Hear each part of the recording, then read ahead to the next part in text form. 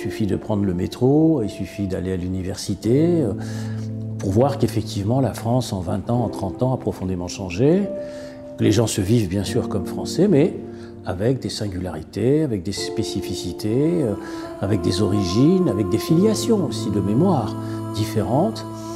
Et c'est cette non-reconnaissance qui provoque les tensions, c'est cette non-connaissance de l'histoire de l'autre qui provoque effectivement ces raidissements et ces fantasmes aussi sur l'autre. C'est la méconnaissance qui provoque la peur de l'autre fondamentalement, et non pas le fait qu'il y a trop de connaissances. Je crois que on a intérêt plutôt à développer la connaissance de l'histoire des autres fondamentalement.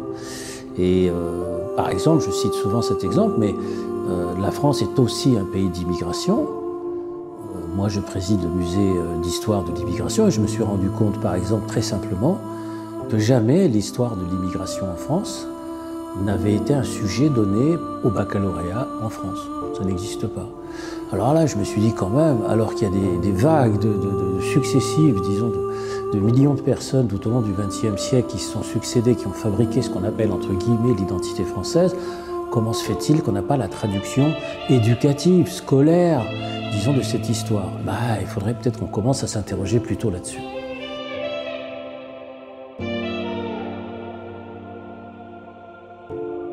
Il y a une singularité française dans la séparation juif-musulman pour une raison d'abord évidente, c'est le nombre. Parce que c'est la France qui abrite les plus grandes communautés juives et musulmanes en Europe.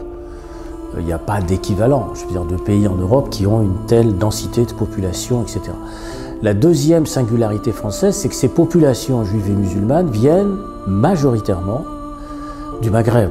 C'est-à-dire qu'elles viennent d'un même territoire, donc elles ont les mêmes points de repère, à la fois visuels, culturels, politiques, en provenance de ce même territoire qui est ce qu'on appelle l'Afrique du Nord. Donc ce sont des Marocains, Algériens, Tunisiens, juives ou musulmanes, et qui ont cette histoire. Le troisième point, évidemment, c'est qu'ils ont, pour les anciennes générations, connu un rapport à la France qui est traversé par ce qu'on appelle l'histoire coloniale. C'est-à-dire la question coloniale, la gestion coloniale d'une société. Ils l'ont vécu. Donc ça aussi, c'est une singularité.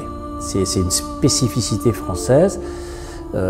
Et tout cela s'additionne effectivement pour donner à la fois cette espèce d'espace mixte, de facto là aussi, et de séparation radicale. Parce qu'il y a le souvenir, disons, de la colonisation, il y a le souvenir de présence et de convivialité ancienne et d'affrontement, et donc de présence sur le territoire français ancien, parce que ça fait quand même, la décolonisation a eu lieu maintenant il y a 60 ans, donc ça commence à devenir, disons, important. Donc voilà, la singularité française, avec bien sûr le fait que le conflit israélo-palestinien, par son non-règlement dans le temps, a progressivement structuré les identités particulières.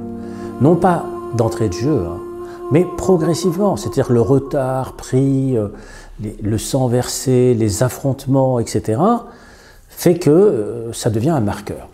C'est devenu un marqueur identitaire, notamment pour les nouvelles générations, pour les jeunes générations, qui, paradoxalement, ont effacé le souvenir commun du vivre ensemble, des temps anciens, pour essayer de se fabriquer une identité exclusive à partir du présent, c'est-à-dire d'un présent qui est le non-règlement du conflit israélo-palestinien.